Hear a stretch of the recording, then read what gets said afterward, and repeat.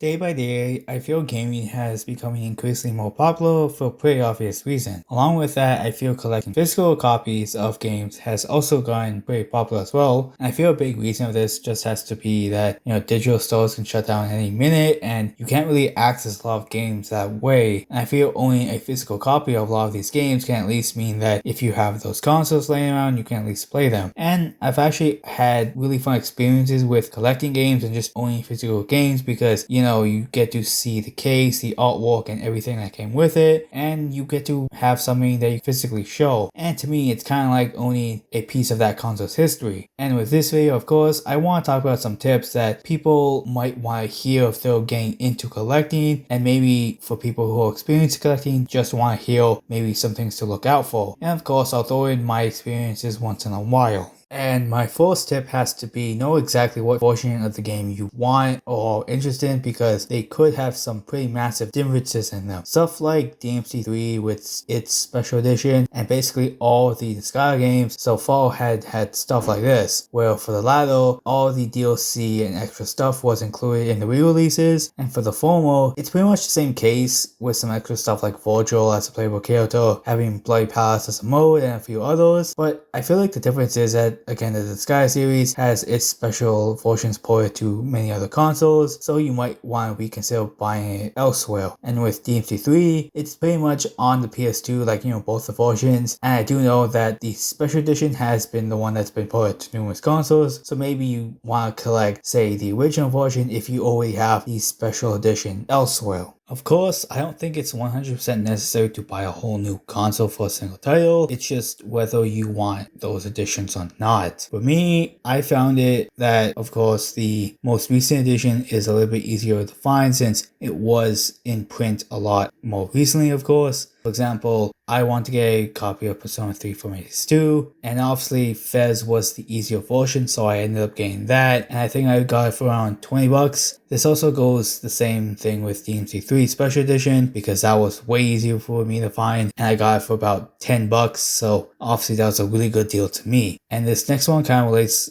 to the last point, and this might be kind of a point depending on what kind of case you want for the game. This does kind of sound dumb, but for some games there is a player's choice or greatest hits on them, and this does kind of change the color of the box. So I guess if you really do care about the consistency of your collection, you might want to go with the original print of the game. For example, a majority of PS2 games have a black spine and the greatest hits version is red. So again, if you want a bit more consistency, just go with the black box PS2 games. And there are actually some PS2 games that don't use the normal PS2 black spine, for example, like Shin Megami Tensei Knockdown and Ultimate Ninja 4 for whatever reason. And moving on to another tip is to collect a console that you're most interested in, since I feel it's a good jumping off point for this kind of stuff. I think this helps make the collection feel a lot more special, and you could be more attached to it since again, it's tied to a console that you really like. And I think if you don't know exactly what console you're interested in, maybe start with the most recent consoles, or maybe look around some older consoles to see what kind of games that you might be interested in. So say for example, if you really like the Super Nintendo platformer games, you can go start off with that. Another point that's kind of related is that just collect the games for whatever console you use the most at this current moment. This way you don't have to worry about getting a whole new console, and since you already use it a decent amount, you probably just enjoy a lot of the games already on there. The next tip I got is know exactly what quality of game you want to get in, and what I mean by this, it's if it's a brand new copy, if it's complete in box, or if it's loose. For me, getting a game complete in box is most preferable because I like having the original box and the manual and whatever else came with the game. But I feel this might be a bit more expensive since of course the more stuff you get included, the more you gotta pay for. Some games still might actually be cheap even if it's complete in box and even if it's a sealed copy, but again, it purely depends on the game. I feel a lot of older games getting it sealed is harder because of course back in the day and still now people just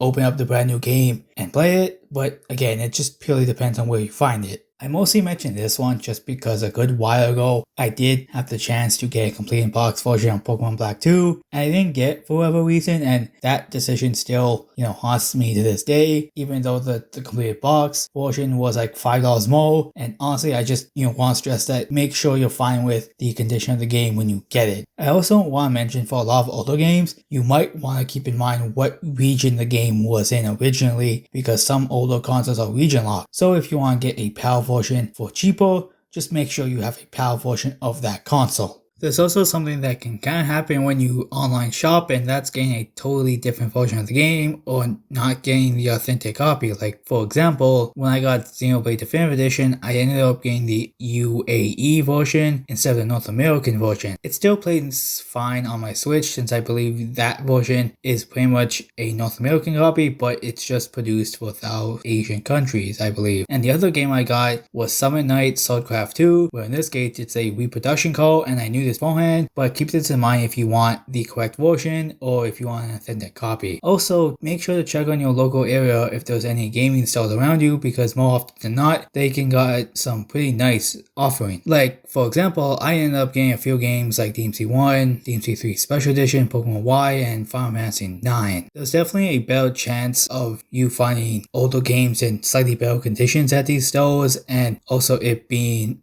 of your region, because whenever someone trade something in, it's probably again just going to be that because they live there and the shop's located in, say, North America or maybe the UK or wherever. You get my point. But other major retailers can offer official copies. Like, for example, I ended up getting almost all the SMT PS2 games off Amazon. Regardless, just check all of your options and hopefully you can get the best deal that you can. But these are pretty much all the tips that I think can help out any collector, or at least I hope. Overall, my experience with the collection was pretty fun because, finding a game you always want physically, whether that's new or old, is always a fun time. Even if it's, say, a game you always play digitally, it's still fun to get a physical copy just because, again, for me, I like holding the game in my hands and I like playing it on a console that it was designed for. I also want to hear any of the tips you guys have and your own experience with collection. But regardless, thank you all for watching and see you guys later.